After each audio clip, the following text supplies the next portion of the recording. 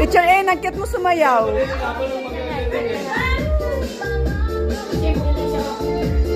Simple lang. Simple lang pero rock.